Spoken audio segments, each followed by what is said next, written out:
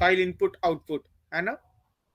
ये दोनों में से कोई एक तो पूछेगा ही पूछेगा, ठीक है, चाहे फाइल को डायरेक्ट मतलब डायरेक्टरी स्ट्रक्चर टाइप से पूछे या फिर इनपुट आउटपुट करने वाला पूछे। और ज्यादातर चांसेस ये वाला हमको लग रहा है, क्योंकि पिछला क्वेश्चन अगर एक बार देखिए आप,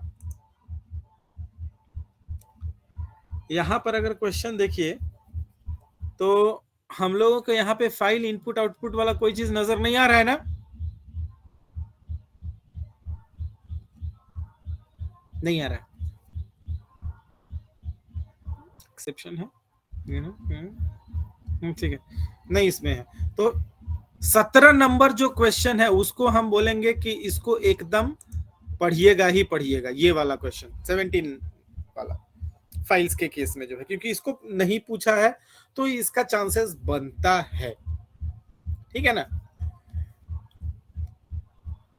उसके बाद इधर से और आगे चलते हैं हम लोग, 8 नंबर में थे ना, चलिए 9 नंबर है एक्सेप्शन हैंडलिंग। ये एक्सेप्शन हैंडलिंग ये एक ऐसा क्वेश्चन है जिसको कि दूसरे में मिला के भी पूछा जा सकता है, तो ये भी बहुत ज्यादा प्रोबेबिलिटी वाला क्वेश्चन है, ऑल्दो ये पूछा गया है आपका, ये आपको पिछले बार में ही पूछ दिया गया है,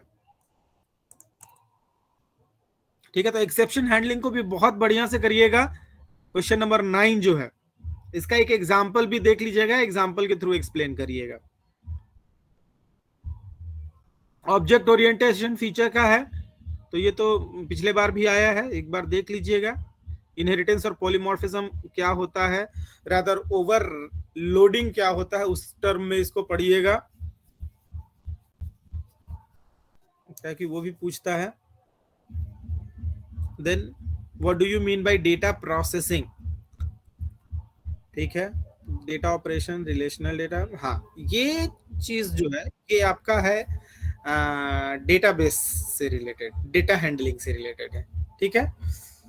तो आप इसको पढ़ भी सकते हैं, अगर आप ये वाला पूरा यूनिट ओमिट करना चाहते हैं तो ओमिट कर सकते हैं, हम एग्जाम अटेम्प्ट करने की बात हम आपको बोल रहे हैं, ये वाला पूरा ओमिट भी आप कर सकते हैं। ये क्वेश्चन नंबर 11 है ना, 11, रुकिए हम आपको बताते हैं इधर, डेटा प्रोसेसिंग ये वाला,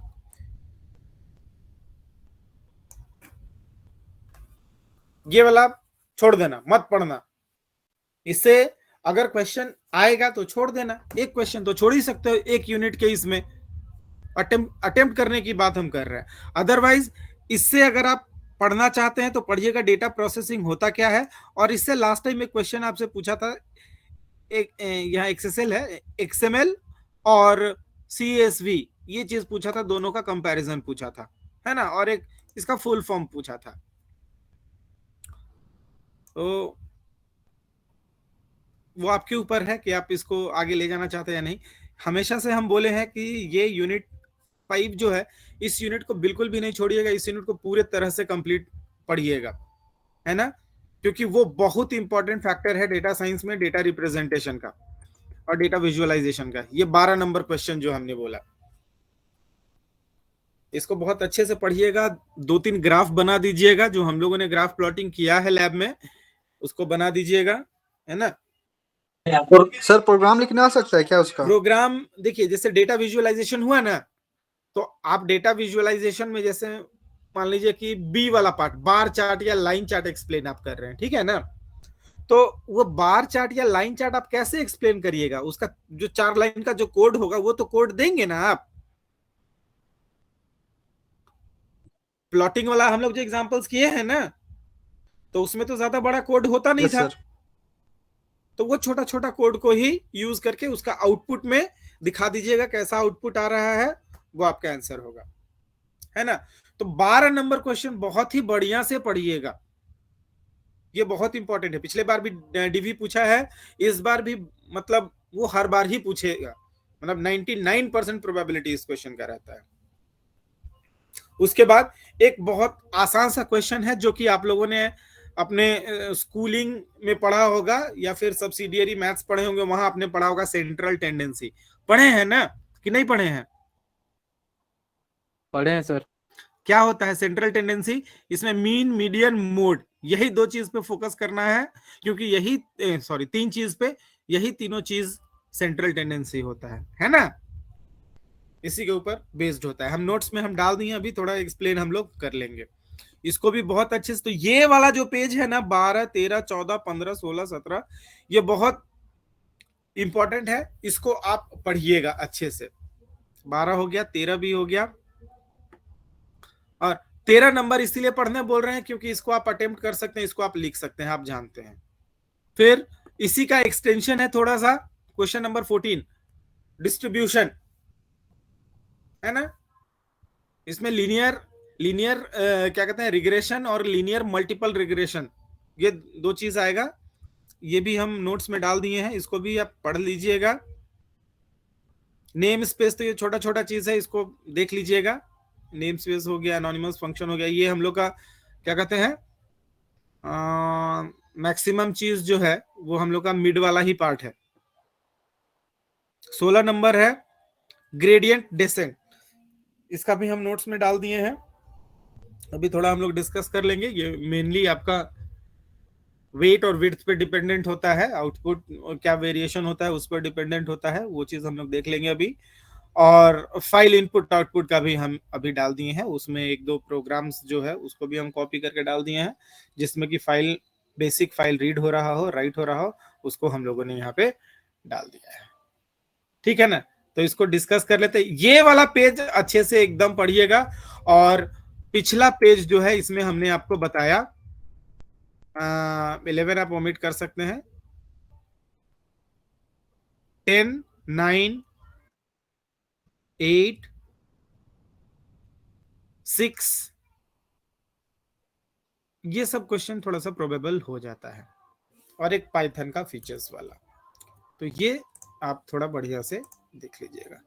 चलिए अभी हम लोग थोड़ा सा डिस्कस कर लेते हैं, उसके बाद फिर और जो बचेगा उसको हम लोग कल डिस्कस करेंगे शाम को। परसों आप लोगों को छोड़ देंगे, अपने से जैसे पढ़ना होगा पढ़ते रहिएगा, है ना। चलिए तो 13 से हम लोग स्टार्ट करते हैं। अभी किसी को कुछ बोलना है कि हम स्टार्ट करें? स्टार्ट करें ना जी? यस सर, नोट्स लीजिएगा। नोट्स भेज चुके हैं, अगर ग्रुप आप चेक करिए, चला गया है। ये जो हम डिस्कस कर रहे हैं ये चीज हम लोगों ने भेज दिया है, मतलब मैंने भेज दिया है, ठीक है। चलिए, तो सेंट्रल टेंडेंसी होता क्या है, हमको पूरा पूरा पढ़ने का ये नहीं है। आप क्या कीजिएगा, देखिए ये जो नोट्स हम भेजे हैं ना, ऑब्वियसली है कि हमने कॉपी करके कहीं से भेजा है। अबे बहुत पैसा लगता है, मेरे जल कहने से होगा। अरे पैसा बचा लो यार, म्यूट कर लो, इसको पैसा ज्यादा हो गया है। ये कौन है जी? विक्रम विशाल राठौड़। आदिवासी पास प्रॉपर्टी बहुत है, पैसा नहीं रहता है, पैसा कमाना पड़ता है। देख रहा है पैसा कमा रहा है। चलिए, तो इसमें बहुत सारा कंटेंट्स आपको मिलेगा, बहुत सारा नहीं लेकिन ज्यादा मिलेगा, उससे कम ही आपको लिखना है। तो इसमें से आप क्या करिएगा, थोड़ा थोड़ा कुछ कुछ हटा लीजिएगा। जैसे लीनियर वाला हम थोड़ा ज्यादा डाल दिए हैं, इसमें जितना था उतना हम कॉपी कर दिए। ये मल्टीपल वाला है, ये डिसेंट है, और ये फाइल इनपुट आउटपुट का है ना। चलिए थोड़ा थोड़ा डिस्कस कर लेते हैं, उसके बाद फिर आप। तो सेंट्रल टेंडेंसी होता क्या है? सेंट्रल टेंडेंसी का मतलब होता है कि जो भी वैल्यू आपको दिया गया है, सेट ऑफ वैल्यूज है, लिस्ट ऑफ वैल्यूज है अवेलेबल या फिर अवेलेबल होने वाला है, उसमें सेंटर पॉइंट पे फोकस करना इज कॉल्ड सेंट्रल टेंडेंसी। यानी कि किसी भी तरह से आपको फाइंड आउट ये करना है कि आपके डेटा सेट का मीन पॉइंट क्या है, एवरेज क्या है। तो उस मीन को, एवरेज को कैलकुलेट करने के लिए हम लोग क्या करते हैं, तीन अलग अलग मेथड का यूज करते हैं। पहला जो मेथड होता है वो क्या कहलाता है, मीन कहलाता है, जिसमें हम लोग क्या करते हैं कि जितने भी अवेलेबल वैल्यूज हैं आपके डेटा सेट में, उसका एक एवरेज वैल्यू को हम लोग निकाल लेते हैं। ठीक है, तो कैसे? तो देखिए स्टेप नंबर 1 में क्या बोला, count the total number of data values, माने लिस्ट में अगर मान लीजिए 10 एलिमेंट्स है तो 10 एलिमेंट के वैल्यूज को हमने देखा कि दीज आर द 10 वैल्यूज। उसके बाद सभी वैल्यूज को ऐड कर लीजिए और ऐड करने के बाद आपका जो total number of data values था उसको उससे डिवाइड कर दीजिए। दिस इज मीन, मतलब हम लोग अपना परसेंटेज निकालते हैं ना, एवरेज निकालते हैं एग्रीगेट वाला, वही चीज इसमें होता है। तो total values divided by total number of values, यानी कि 10 सब्जेक्ट का मार्क्स है, 10 सब्जेक्ट में कुछ कुछ मार्क्स आया होगा, उन सभी मार्क्स को जोड़ेंगे प्लस 10 से डिवाइड कर देंगे तो वो हमारा क्या निकल जाएगा, मीन निकल जाएगा। दूसरा मैकेनिज्म सेंट्रल टेंडेंसी को इंप्लीमेंट करने का होता है, उसको हम लोग बोलते हैं मीडियन। मीडियन क्या होता है, ये भी एवरेज होता है, ये भी मिड पॉइंट होता है, लेकिन कैसे होता है तो देखिए, it is the middle value in distribution when the values are arranged in ascending और इन डिसेंडिंग। तो यहां पे सबसे पहले आपको क्या करना होगा, अरेंज करना होगा, सॉर्टिंग करना होगा। तो या तो आप असेंडिंग सॉर्ट करिए या तो आप डिसेंडिंग सॉर्ट करिए और उसके बाद उसका मिड पॉइंट आप निकालिए। तो इसी के स्टेप में क्या आ गया, आपका अरेंजमेंट आ गया सबसे पहले। उसके बाद if the data set has an odd number of data values then the middle most value of the sorted data set is computed as median. मतलब ये बाइनरी सर्च को आप याद करिए, बाइनरी सर्च आपको याद है, मिड पॉइंट हम लोग निकालते थे, तो वो जो मिड पॉइंट होता था बाइनरी सर्च का, वही मिड पॉइंट क्या कहलाएगा, मीडियन कहलाएगा। और बाइनरी सर्च में भी डेटा को पहले सॉर्ट करना पड़ता था, यहां भी आपको डेटा को सॉर्ट करना है।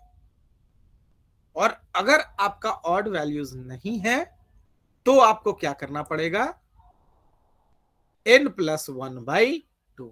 ये याद हो, हम लोग वहां पे एक बाइनरी सर्च में करते थे, lower bound plus upper bound divided by 2, तब हमारा मिड पॉइंट निकलता था।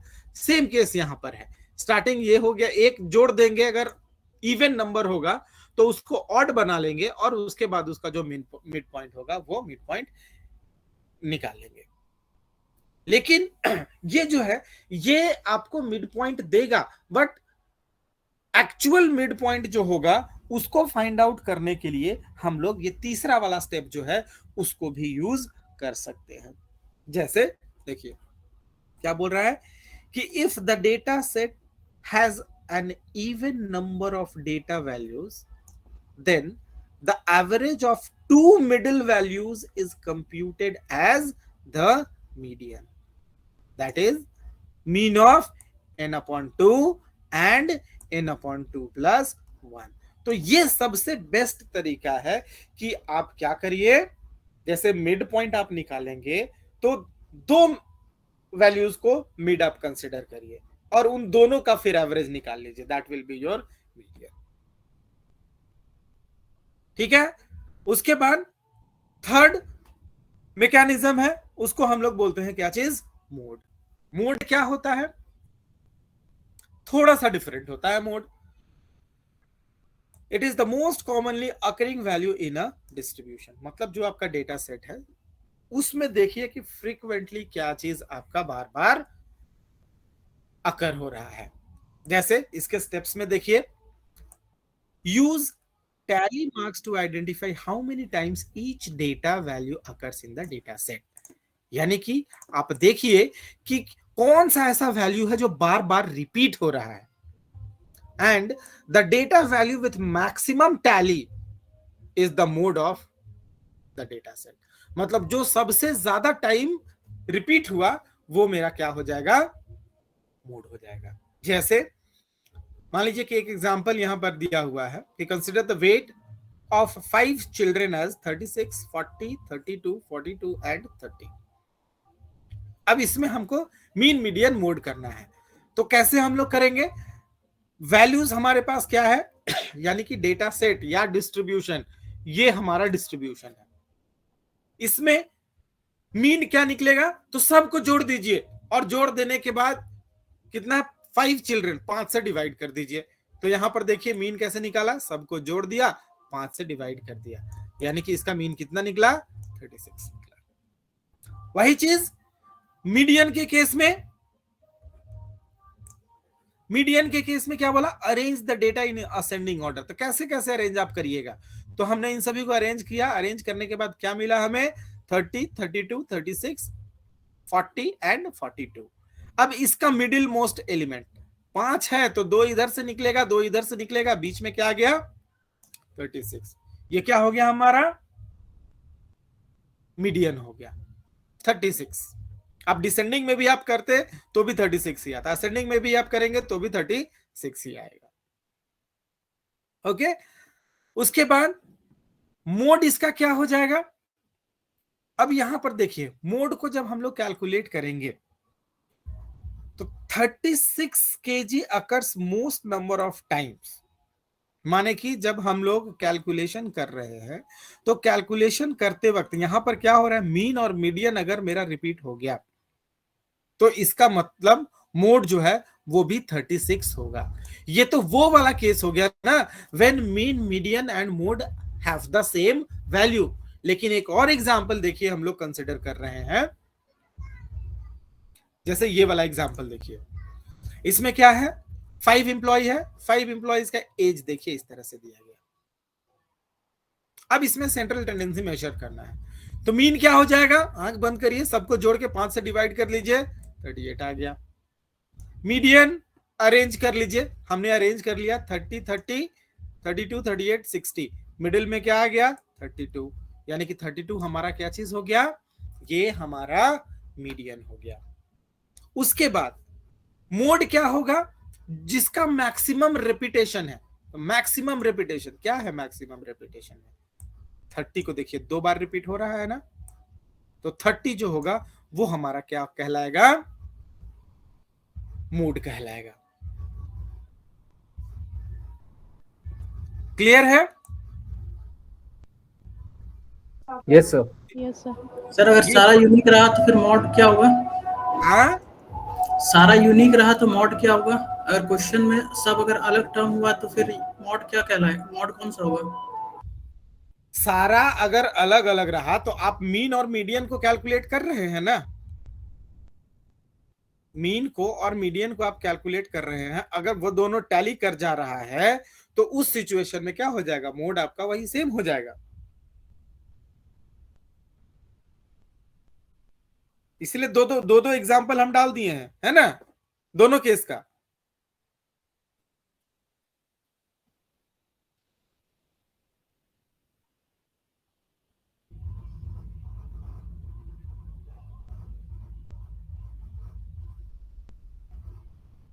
आवाज जा रहा है मेरा?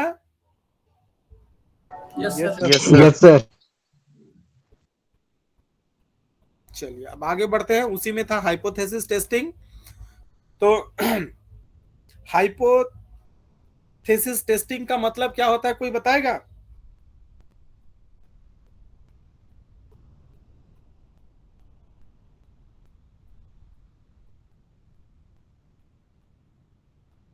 कोई बताएगा?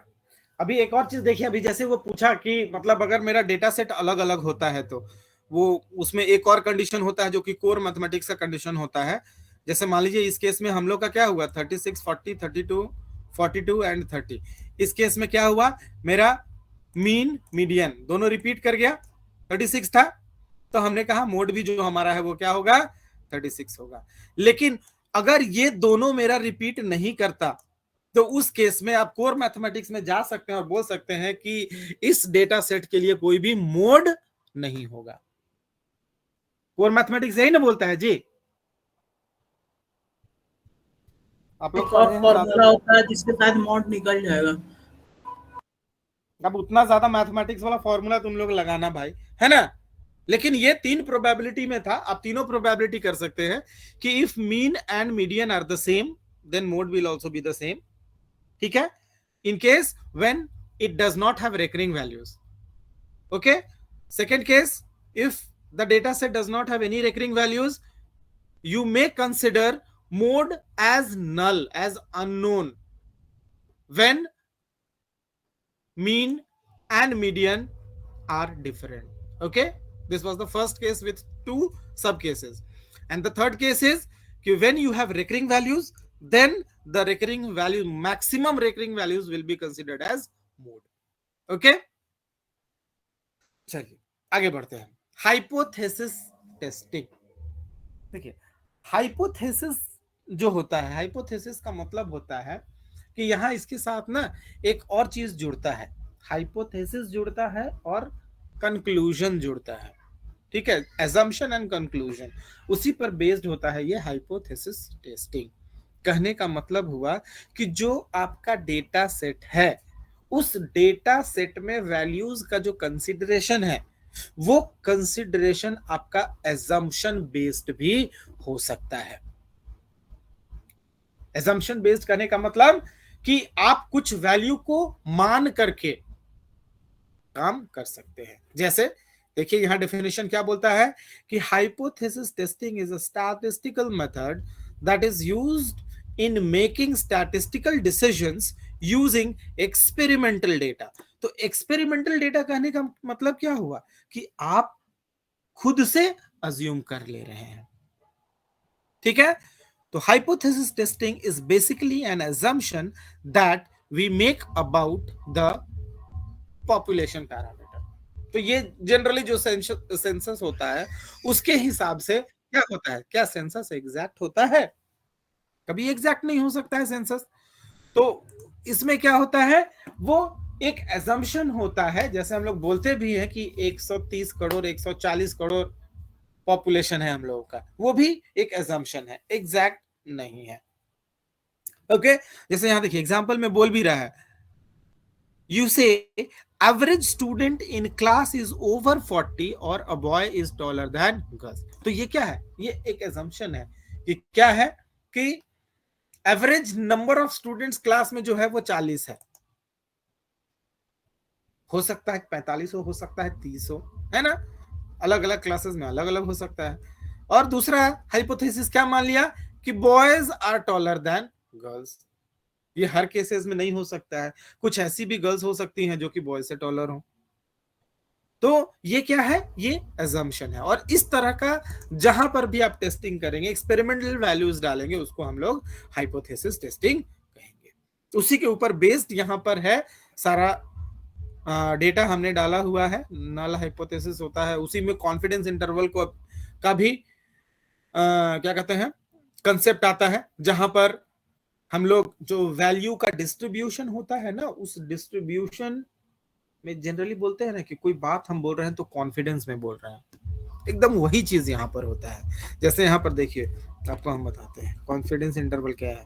यहां से देखिए, यहां से देखिए क्या बोल रहा है कि the confidence interval is a range of values ranging above and below the sample statistics, or we can also define it as the probability that a range of values around the sample statistic contains the true population parameter.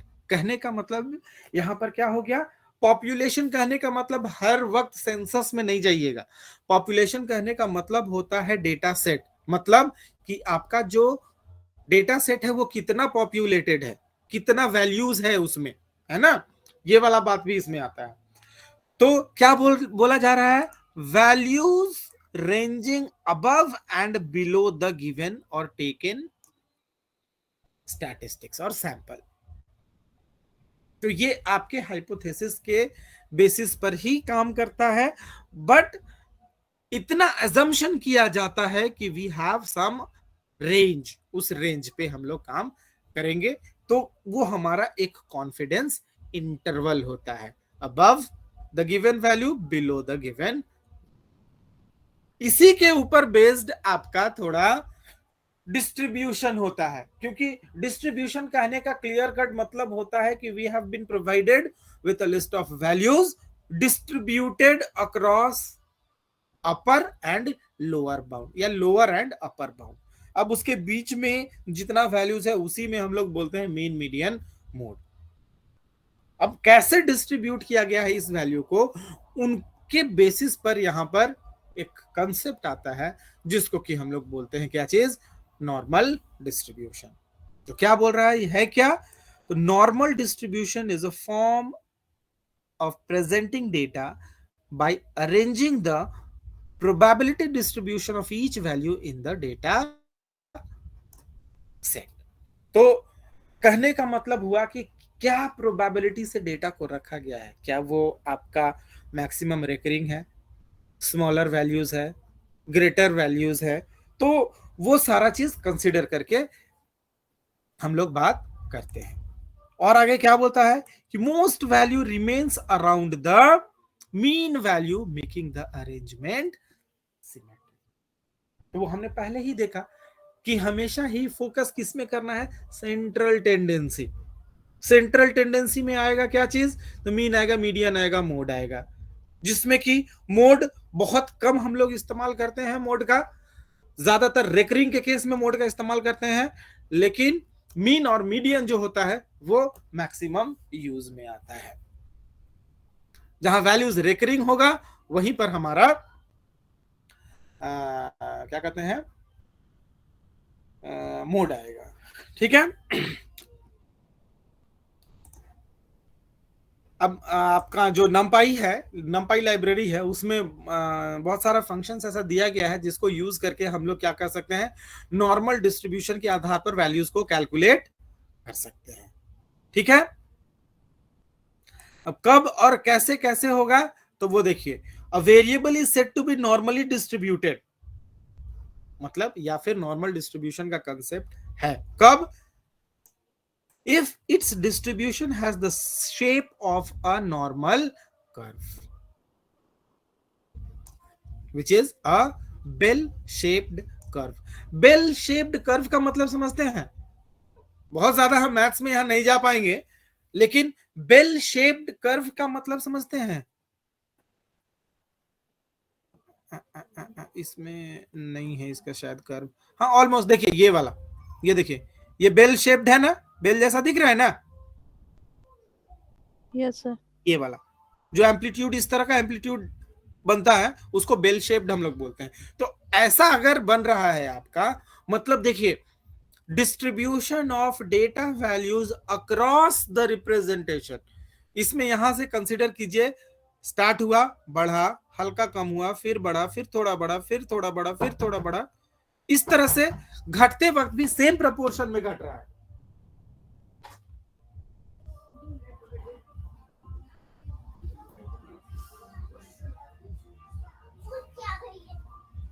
ठीक है। नहीं नहीं बेटा उधर जाओ, मैं class ले रहा हूं, उधर जाओ।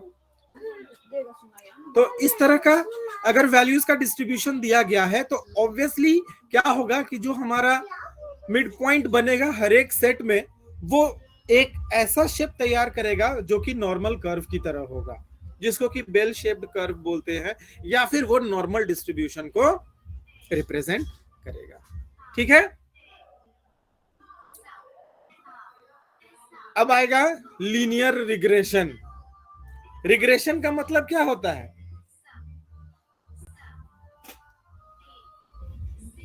ये आप लोग पढ़े हैं पिछला सेमेस्टर में, लीनियर प्रोग्रामिंग में पढ़े हैं ना जी?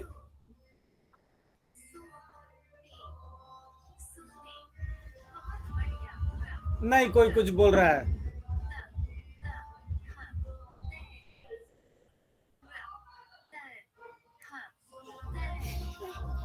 कोई नहीं बोल रहा है जी, सब है। मेरा आवाज जा रहा है कि नहीं जा रहा है?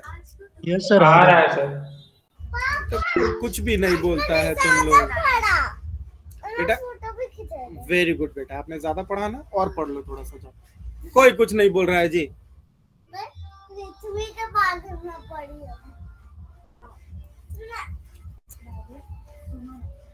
अभिषेक, ये लोग सब इधर नाच रहा है क्या? इसलिए इतना जोर से। हाँ सर बोलिए। न बोलता है, तुम लोग कुछ नहीं बोल रहा है जी। लीनियर पढ़ा है ना? सब पढ़ाया तो है लेकिन याद नहीं है ना। हम नहीं पढ़ाए हैं। थोड़ा थोड़ा बता दीजिए। हम नहीं पढ़ाए हैं, पिछला सर एग्जाम में लिखे हो लीनियर प्रोग्रामिंग में। अच्छा बता रहे हैं।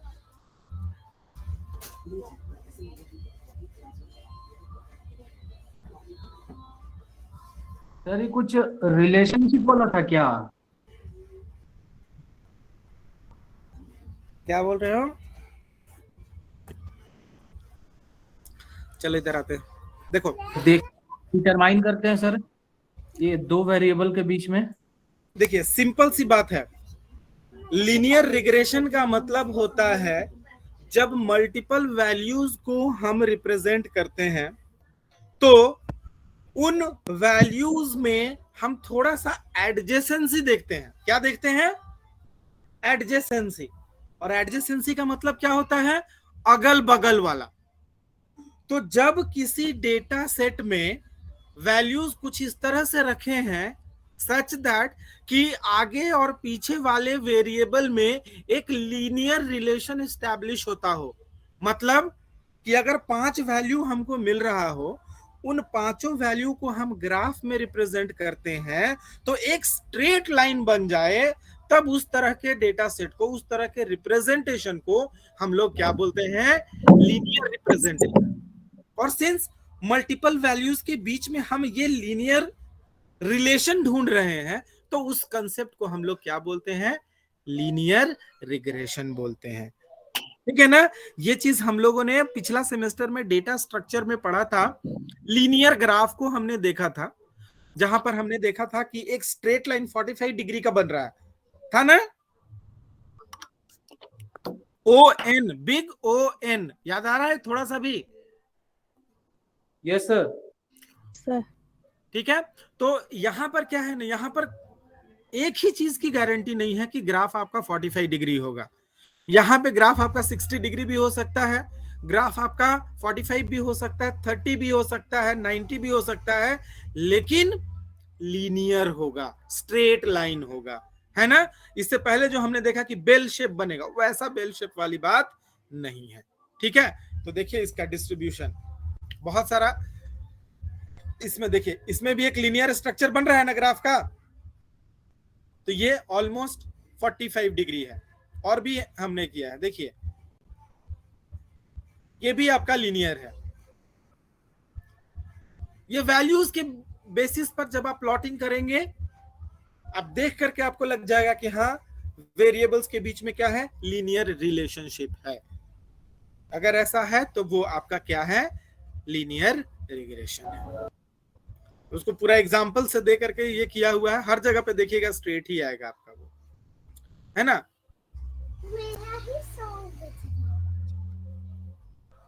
उसके बाद उसका दूसरा भाई मल्टीपल लीनियर।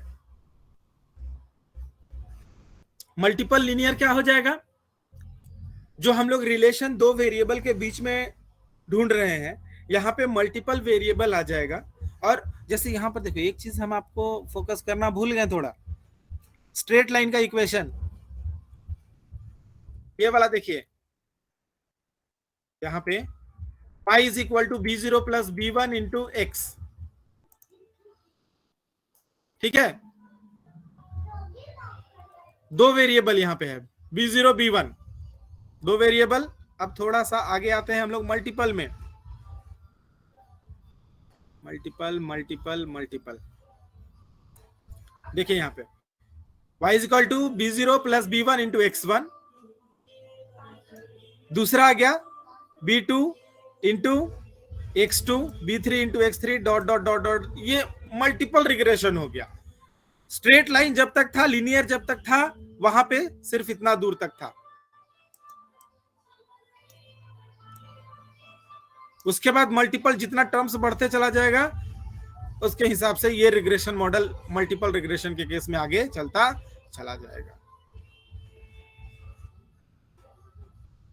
उसी का इसमें यहां पर हम एक एग्जाम्पल बस दे दिए, इसको आपको ये करने का जरूरत भी नहीं है, ये फॉरवर्ड बैकवर्ड ये सब करने का कोई जरूरत नहीं है, एलिमिनेशन भी करने का जरूरत नहीं, बस खाली इतना ही दूर लिख दीजिएगा लीनियर और मल्टीपल के केस में, और ज्यादा इसमें लिखने का जरूरत नहीं है। ये तो हम कॉपी किए तो सबको कॉपी कर दिए थे।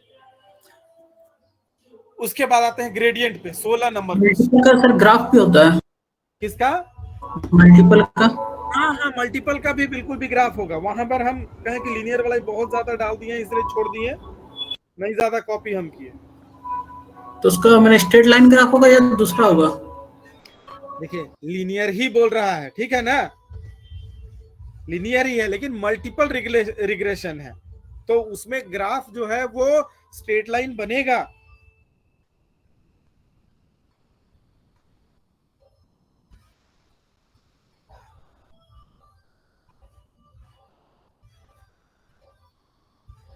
हेलो, मेरा आवाज जा रहा है? Yes sir.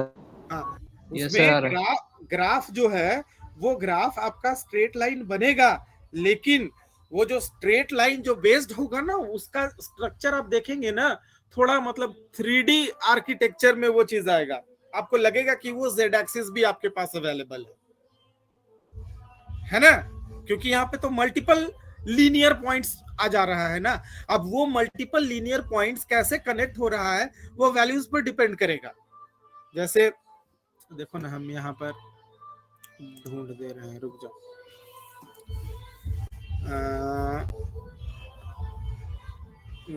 क्या चीज ढूंढना है? Graph for multiple linear regression, इसे भी देख लो एक।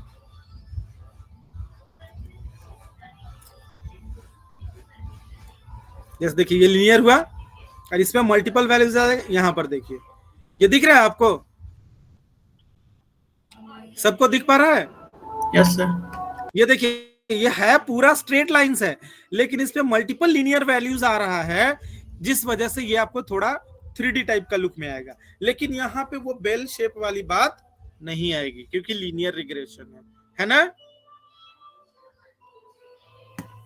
इसको डाल दें, ये वाला कॉपी इमेज कहाँ डालेंगे हम?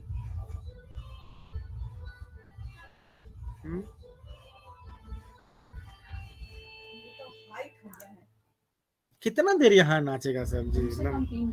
3 घंटा नाचेगा क्या ये लोग? एकदम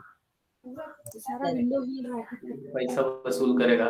अरे मत बोलो यार, सर दर्द, घर हिल रहा है मेरा। ये देखो ये डाल दिया, उसमें मल्टीपल रिग्रेशन वाले में इसको डाल दो, ठीक है। ग्रेडियंट, इसको थोड़ा मिनिमाइज करके पढ़िएगा। मिनिमाइज इन द सेंस इस पर उतना फोकस आप नहीं भी कर सकते, क्योंकि हम पहले भी बोले थे ना कि ये वाला दुगुना छोड़ भी सकते हैं, लेकिन अगर आप ये दो को भी छोड़ देंगे, हम यूनिट 4 भी छोड़ने बोल रहे हैं, तीनों यूनिट छोड़ दीजिएगा, तो तीनों यूनिट को छोड़ने से कम 2 क्वेश्चन तो जरूर छूट जाएगा। इसीलिए कोई ना कोई पढ़ लीजिएगा, ये मिलता जुलता है, इसको तो जरूर पढ़ लीजिएगा आप।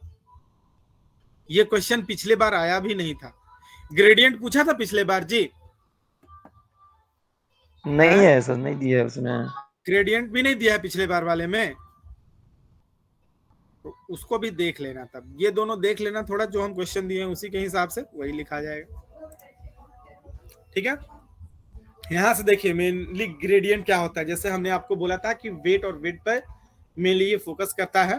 तो देखिए क्या बोल रहा है कि gradient descent is an optimisation algorithm which helps you to find the optimal weights for your model. It does it by trying various weights and finding the weights which fit the model best. कहने का मतलब जो data set available है उसमें बहुत सारे values दिए हुए हैं, आपका जो एक्सपेरिमेंट है, आप जो कंसिडर कर रहे हैं, उसके लिए बेस्ट सूटेबल कौन सा वैल्यूज जाएगा वो फाइंड आउट करने का बात करता है। यानी कहने का मतलब हुआ कि ये क्या करता है, it minimises the cost function which is the difference between actual output and the experimental output और प्रेडिक्टेड आउटपुट, इन दोनों के बीच का डिफरेंस होता है। ये चीज हम लोग एल्गोरिदम के केस में कुछ पढ़े हैं ना जी, TSP, travelling sales person problem पढ़े हैं ना क्या जी, याद है? नेटवर्किंग में भी आप लोग पढ़े होंगे अभी, शॉर्टेस्ट पाथ राउटिंग वाला है ना, कॉस्ट मिनिमाइजेशन वाली बात, वही कंसेप्ट यहां पर आता है। तो देखिए क्या वहां पर हम लोग बहुत सारा वैल्यूज दिया हुआ होता था, यहां पर भी बहुत सारा वैल्यू दिया हुआ होता है ना। तो वो बीएफएस डीएफएस का कंसेप्ट आता था, लेकिन यहां कैसे इंप्लीमेंट होता है वो चीज देखिए। क्या बोलता है कि randomly initialise the base and the weight theta, ये एक फॉर्मूला होता है, इसमें फॉर्मूला नहीं आया, फॉर्मूला होता है एक,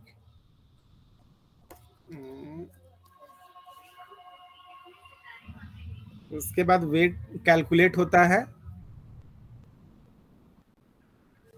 और एक्चुअल फंक्शन डिसाइड होता है। रुको एक सेकंड मेरे को देखने दो, क्या चीज था ये, ग्रेडियंट ना, ग्रेडियंट डिसेंट, इसका फॉर्मूला क्या होता है, एक फॉर्मूला होता है, किसी को याद है जी, कोई देखा था?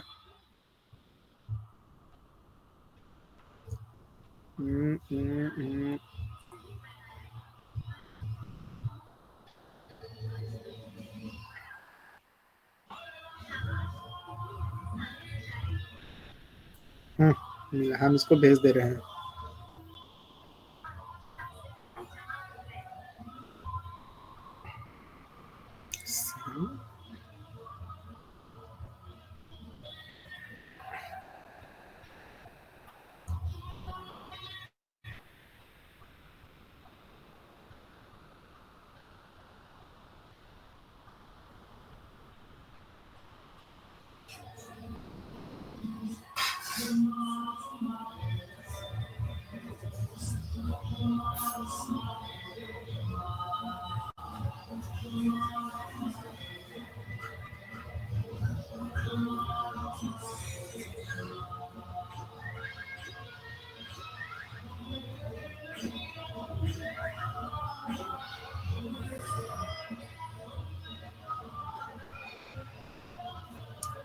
गया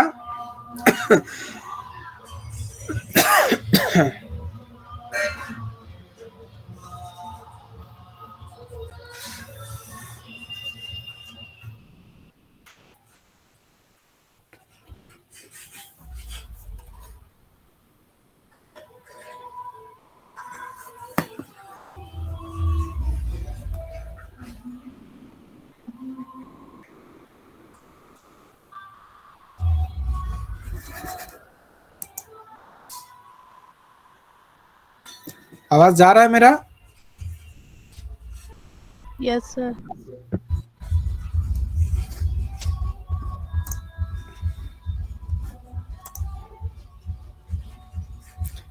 देखिए ये एक फॉर्मूला होता है ग्रेडियंट डिसेंट कैलकुलेट करने का, ठीक है।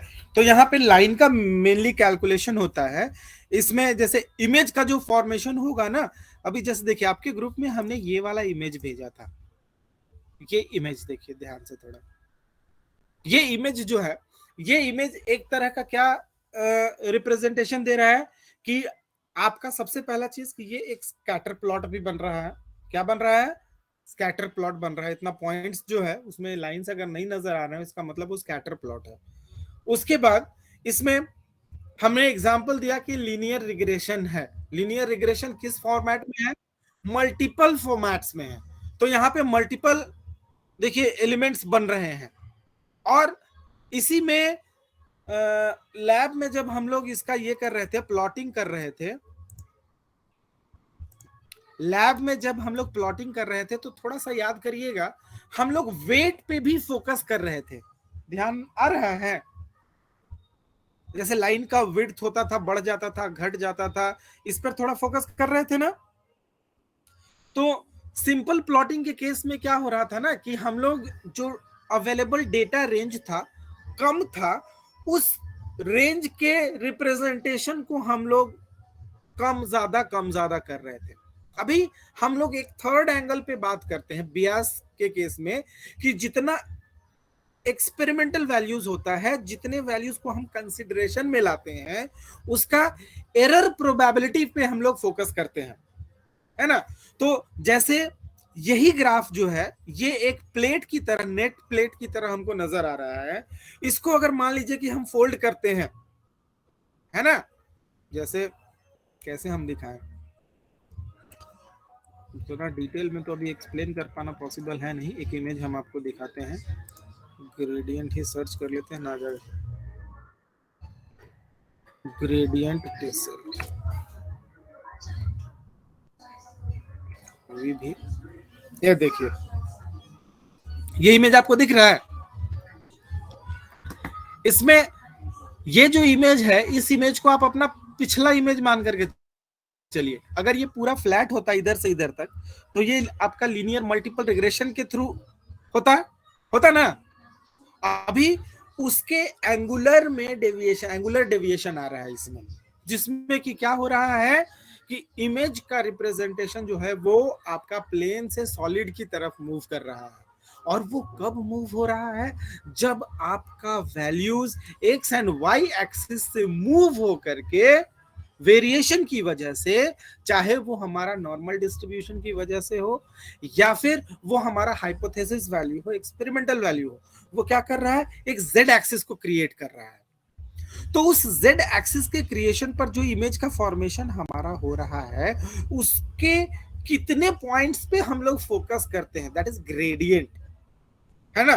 तो उसमें से कितना वैल्यूज, लेट्स से कि 1 लाख वैल्यू मिल रहा है, उस 1 लाख वैल्यू में से हम कितना वैल्यू को हम कंसिडर कर रहे हैं, उस पे फोकस करने का जो हमारा एल्गोरिदम होता है वो ग्रेडियंट डिसेंट में आता है। और ये मेनली हम लोग डेटा साइंस के केस में यूज करते हैं, ये वाला ही फॉर्मूला है।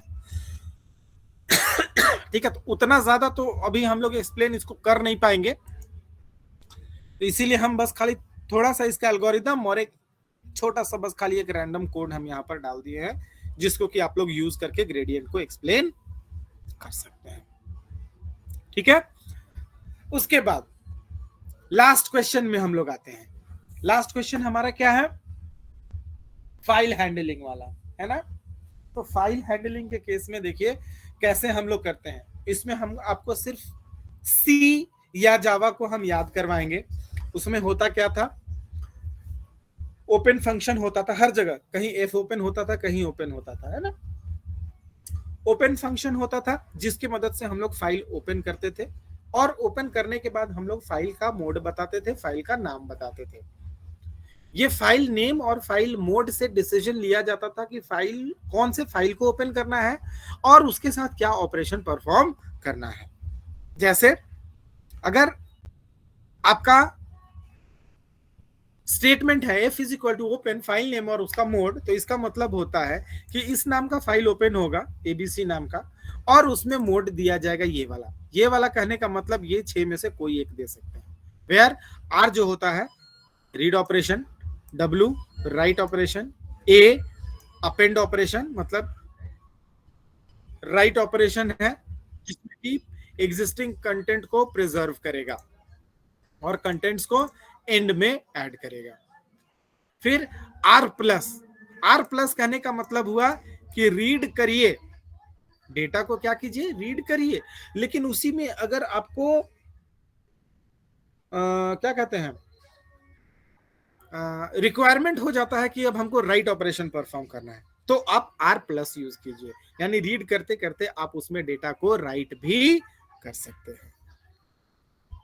इसमें एक बचने वाली बात क्या है, इसमें थोड़ा प्रॉब्लम क्या हो जाएगा कि जो पहले का डेटा है ना, वो क्या होगा? ओवरराइट हो जाएगा आपका। ठीक है, मतलब ये एक तरह से आपका डब्ल्यू मोड की तरह हो जाएगा। डब्ल्यू मोड अकेले में काम करता है, लेकिन आप रीड करते करते भी ये काम कर सकते हैं, इसीलिए ये अलग अलग दिया गया। फिर डब्ल्यू प्लस मतलब उल्टा हो गया, आप राइट कर रहे हैं डेटा, उसके बाद आप उसमें रीड करना चाह रहे हैं, तो वो क्या होगा? जहां तक राइट करिएगा ठीक है, उसके बाद डेटा क्या हो जाएगा? ओवरराइट हो जाएगा। Same case. और ए प्लस में भी सेम केस है, ए प्लस एंड आर प्लस बोलते हैं, डब्ल्यू प्लस एक ही जैसा काम करेगा, बस खाली इसमें क्या होता है, इनिशियल स्टेज में ये आपको रोक देता है, ओवरराइड नहीं करने देगा। इसका एग्जांपल्स डाल दिए, इसमें से कोई भी 2 एग्जांपल आप पिक कर लीजिएगा, एक रीड करने वाला आर मोड का देख लीजिएगा, वो रीड करने वाला होगा, और दूसरा आप डब्ल्यू मोड का देख लीजिएगा जो राइट करने वाला होगा। ये रीड राइट को आपको एक्सप्लेन कर देगा, ठीक है। यहाँ अपेंड मोड का भी हमने यहाँ पे डाल दिया, क्लियर है। तो इसका बहुत सारा हम डाल दिए हैं, कैसे कैसे क्या होगा इसका देखिए, इसका हम ट्यूटोरियल्स पॉइंट से भी यहाँ से कॉपी करके डाल दिए हैं, जिसमें कि आपको थोड़ा नोट्स के जैसा में लिखा हुआ है। कोई भी एग्जांपल आप पिक कर सकते। Is it okay? तो हम लोग अभी कौन कौन सा हम लोग किए?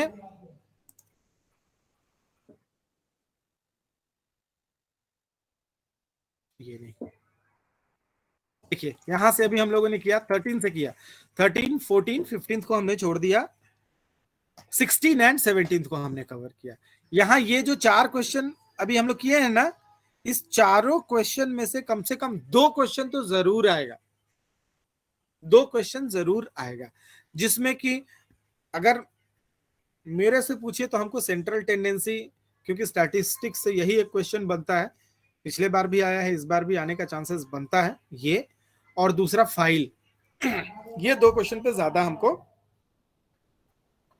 लगता है कि आ सकता है ना। उसके बाद का जो रेस्ट बच गया कल शाम में एक बार डिस्कस कर लेंगे, तब तक इतना पढ़िए और अपने से आप जो पढ़ेंगे उसको पढ़ लीजिए, ठीक है।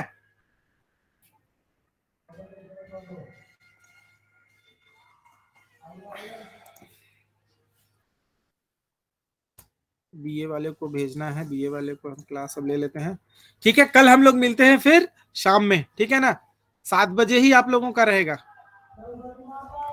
ठीक है, ओके।